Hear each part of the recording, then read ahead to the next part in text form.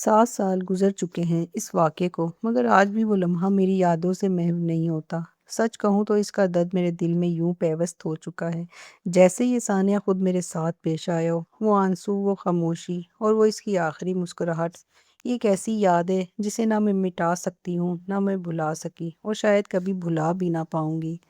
میری سہیلی، جسے پیار سے سب مہرو کہتے تھے، حالانکہ اس کا نام مہرو نساء تھا، وہ نہایت خوبصورت، با اخلاق اور مہذب لڑکی تھی جو ایک شریف اور عزت دار خاندان سے تعلق رکھتی تھی۔ اس کی پرورش بہت نرم اور محبت بھرے ماحول میں ہوئی تھی۔ اس کا عکس اس کی باتوں، رویے اور طرز زندگی میں صاف جھلکتا تھا۔ وہ ایک وفادار دوست، فرمانبردار بیٹی اور نرم دل انسان تھی۔ مہرو کی سب سے خاص خوبی یہ تھی کہ وہ محبت کرنا جانتی تھی، اور اس کی محبت میں خلوص، نرمی اور وفا شامل تھی۔ وہ اپنی باتوں، اپنے لہجے اور اپنے عمل سے دوسروں کے دل جیت لیتی تھی۔ اس جیسی لڑکیاں دنیا میں کم ہوتی ہیں۔ وہ صرف دوسروں کے لیے جیتی ہیں، اور جن کی اپنی خوشیاں اکثر دوسروں کی مسکراہٹوں میں چھپ جاتی ہیں۔ ہماری ملاقات کچھ یوں ہوئی کہ مہرو اور اس کا خاندان حال ہی میں ہمارے علاقے میں آ کر آباد ہوئے تھے۔ ابتدا میں تو بس سلام دعا تک محدود رہی، لیکن قسمت کو شاید ہماری دوستی منظور تھی۔ مہرو نے بھی اسی کالج میں داخلہ لیا جس میں پہلے سے پڑھ رہی تھی۔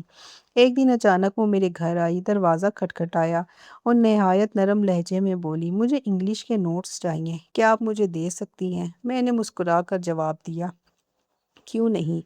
نوٹس دیتے ہوئے جب ہم بیٹھ کر باتیں کرنے لگے تو اس نے کہا، جس کالج میں آپ پڑھتی ہیں میں نے بھی وہیں جوائن کیا ہے، اگر آپ برا نہ مانیں تو کیا ہم دونوں ساتھ جا سکتے ہیں؟ میں نے کہا، بالکل، کیوں نہیں، بلکہ مجھے بہت اچھا لگے گا، کیونکہ یہاں سے میں اکیلی جاتی ہوں، ہم ساتھ ہوں گی تو وقت اچھا گزر جائے گا۔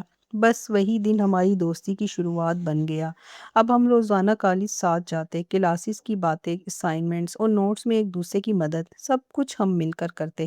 آہستہ آہستہ نہ صرف وہ میری بہترین دوست بنی، بلکہ میرے دل کے بہت قریب ہو گئی۔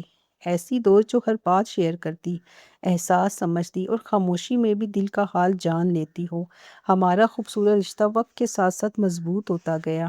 جب مہرو کالج نہ آتی تو میرا پورا دن اداسی میں گزرتا، کچھ بھی اچھا نہ لگتا، جیسے سب کچھ ادھورا ہو۔ جب میں کبھی کالج نہ جاتی تو وہ بھی بے چین ہو جاتی۔ ہر لمحہ بس یہ خیال آتا کہ آج مہرو اکیلی جا رہی ہوگی اور اس کا بھی دل نہیں لگتا ہوگا۔ وہ پورا دن اداس رہتی، جیسے اس کا دن بھی خالی ہو۔ اسے میری غیر موجودگی بہت محسوس ہوتی تھی۔ اس کی ایک عادت تھی، چھوٹی چھوٹی باتوں پر ناراض ہو جانا۔ اکثر تو وہ جان بوجھ کر خفا ہو جاتی، صرف اس لیے کہ میں اسے مناؤں۔ میں اسے مناتی، کبھی باتوں سے اور کبھی مسکراہٹ سے، تبھی وہ فوراً مان جاتی۔ ہماری دوستی میں یہ ناراضیاں بھی محبت کا ایک انداز اتنا خاص کہ میں اپنی خوشی الفاظ میں بیان نہیں کر سکتی۔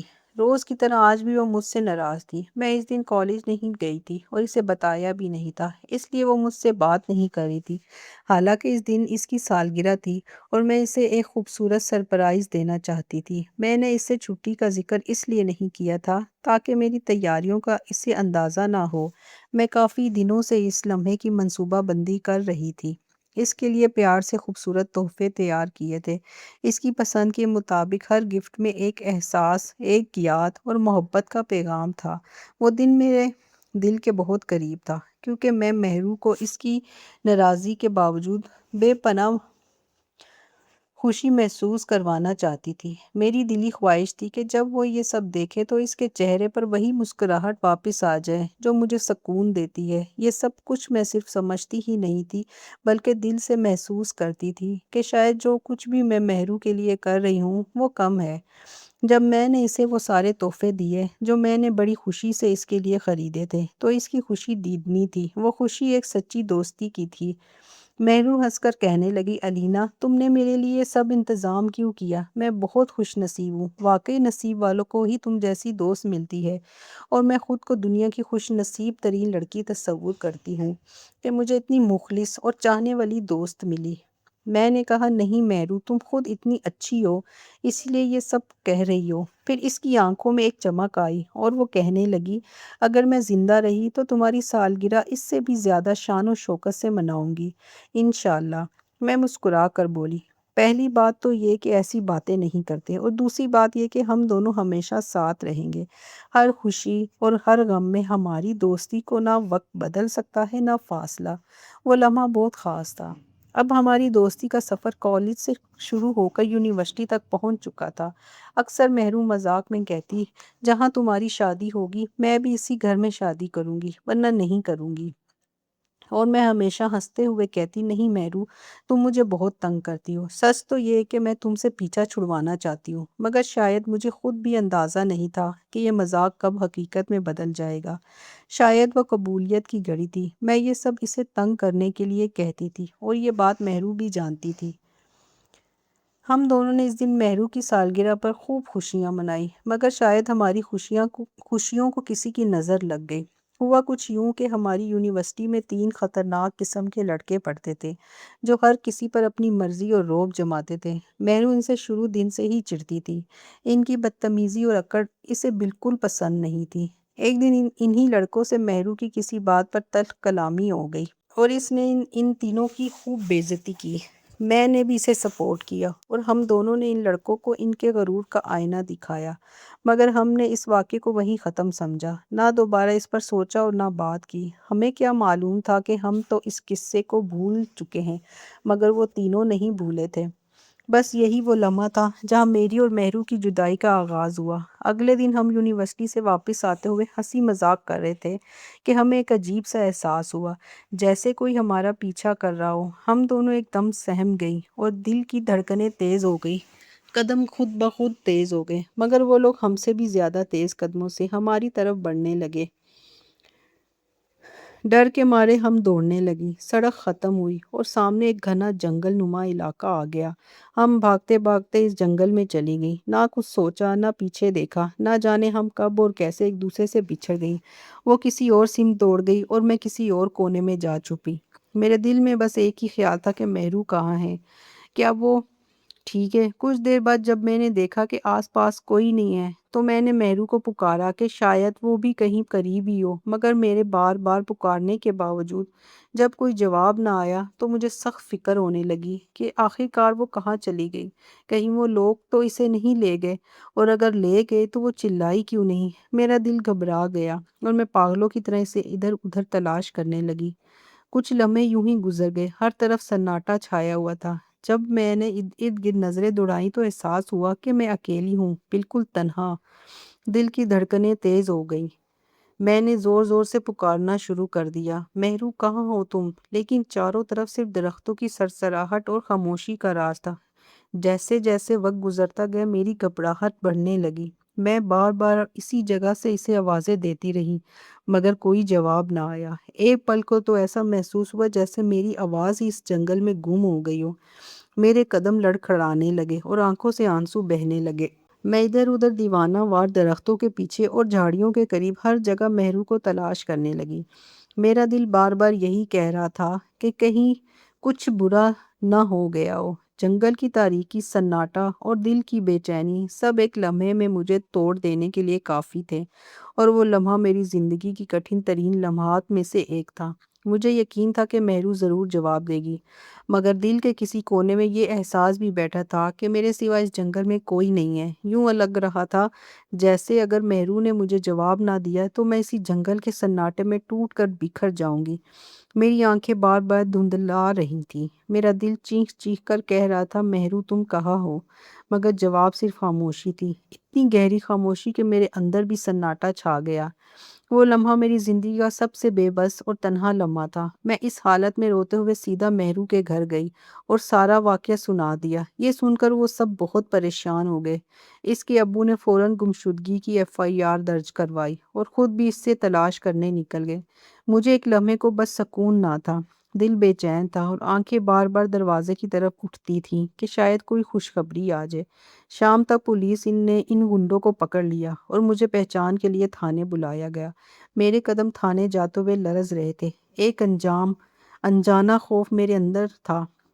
پولیس نے جب ان سے مہرو کے بارے میں پوچھا تو انہوں نے اعتراف کیا کہ وہ اس دن کی بے عزتی کا بدلہ لینا چاہتے تھے اور اسے سبق سکھانا چاہتے تھے۔ اس لیے انہوں نے ہمارا پیچھا کیا تھا۔ انہوں نے بتایا کہ جب ہم جنگل کی طرف بھاگی تو وہ بھی پیچھے گئے، مگر بقول ان کے وہ ہمیں ڈھونڈنے میں ناکام رہے۔ پولیس نے ان سے سچ اگلوانے کی پوری کوشش کی، مگر کامیابی نہ ملی۔ تبھی میرے دل میں ایک تیز کسک محسوس ہوئی کہ مہرو اب تک کہاں ہے؟ کیا وہ ٹھیک ہے؟ ان سوالوں کا جواب میرے پاس نہیں تھا، بس ایک خاموشی تھی، اذیت بھری اور چیختی چلاتی خاموشی۔ ہم واپس آ گئے، لیکن دل پر ایک بھاری بوجھ تھا۔ ہمیں نہیں معلوم تھا کہ مہرو کہاں ہے اور زندہ بھی ہے یا نہیں۔ پتہ نہیں وہ لوگ سچ بول رہے تھے یا جھوٹ، لیکن پولیس کی پوری چھان بین کے باوجود ان کے خلاف کوئی مضبوط ثبوت نہیں ملا۔ مگر ایک بات میں کسی صورت نہیں بھلا سکتی تھی کہ اس دن ہمارے پیچھے وہی 3 لڑکے تھے، تو پھر وہ کیسے کہہ سکتے تھے کہ انہیں کچھ معلوم نہیں؟ وہ واقعی نہیں جانتے تھے یا جان بوجھ کر معصوم بن رہے تھے؟ سب کا یہی کہنا تھا کہ مہرو مر چکی ہے، مگر میرے دل نے اس بات کو کبھی قبول نہیں کیا۔ میں ماننے کو تیار ہی نہیں تھی کہ مہرو اس دنیا میں نہیں رہی، جبکہ اس واقعے کو 5 دن گزر چکے تھے اور اس کا کوئی سراغ نہیں تھا۔ مہرو کی امی اس صدمے کو سہ نہ سکی، وہ تیزی سے کمزور ہوتی گئی اور آخرکار اپنا دماغی توازن کھو بیٹھی۔ وہ دن رات دروازے کی طرف دیکھتی رہتی، جیسے کوئی یکدم مہرو کو واپس لے آئے۔ میں نے بھی ٹھان لی تھی کہ کچھ بھی ہو جائے میں اسے ڈھونڈ کر لاؤں گی، میری زندگی کا مقصد یہی رہ گیا تھا۔ پھر ایک دن میں خود ان گنڈوں کے پاس پہنچ گئی۔ دل میں خوف تھا، مگر اس سے کہیں زیادہ غصہ اور درد۔ میں نے ان کے سامنے کھڑے ہو کر کہا، تم لوگوں نے میری دوست کو کہاں چھپا ہے؟ سچ سچ بتاؤ، تم نے پولیس سے کیوں جھوٹ بولا؟ وہ پہلے تو چونکے، شاید انہیں یقین نہ آیا کہ میں ان کے سامنے یوں کھڑی ہو جاؤں گی۔ پھر ایک نے مصنوعی نرمی سے کہا، ہم واقعی اسے پکڑنے آئے تھے، مگر وہ ہماری نظروں سے اوجھل ہو گئی۔ میں نے غصے سے کہا، تم لوگوں نے اسے ڈھونڈنے کی کوشش کیوں نہیں کی؟ تب دوسرے نے کہا، اگر وہ ہمیں مل جاتی تو ہم سب اسے سبق سکھاتے اور چھوڑ دیتے کہ بڑے بازار میں کسی کی بےزتی کیسے کی جاتی ہے۔ ان کی باتوں میں چھپا جھوٹ مجھے اندر تک جھنجھوڑ گیا کہ ہو نہ ہو یہی انہی کا کام ہے۔ ان کے چہروں کی ڈٹھائی اور الفاظ کی بے حسی میرے دل میں ایک نئی الجھن چھوڑ گئی۔ مجھے یقین ہو چکا کہ یہ کچھ نہ کچھ چھپا رہے ہیں۔ اب میں رکنے والی نہیں تھی۔ مہرو کے لیے میں ہر حد پار کرنے کو تیار تھی۔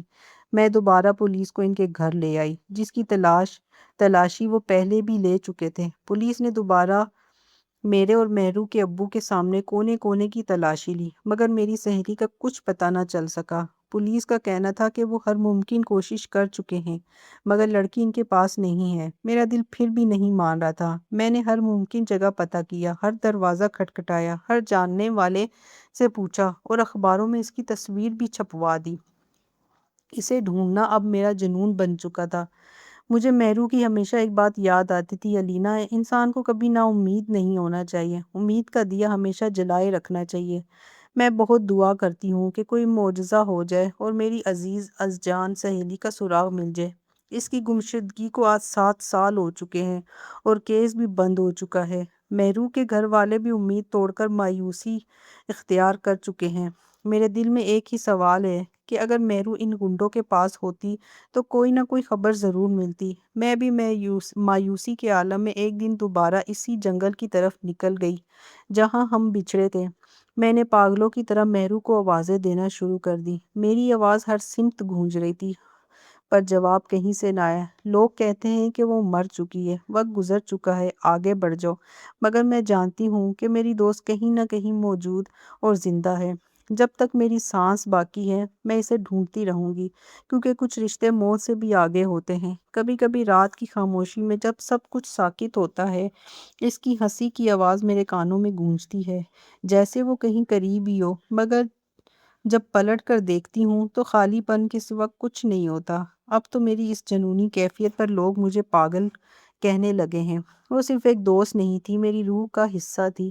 آج بھی وہ میرے دل میں زندہ ہے۔ زندگی میں کچھ رشتے اتنے قیمتی ہوتے ہیں کہ ان کی اہمیت کا اندازہ ہمیں تب ہوتا ہے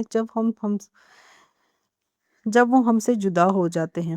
جدائی ہمیشہ دکھ دیتی ہے، مگر یہی جدائی ہمیں سکھاتی ہے کہ ہر لمحے، ہر تعلق کی قدر کرنی چاہیے، کیونکہ جو لوگ آج ہمارے ساتھ ہیں کل شاید صرف یادوں میں رہ جائیں، جیسے مہرو اب صرف میری یادوں میں زندہ ہے۔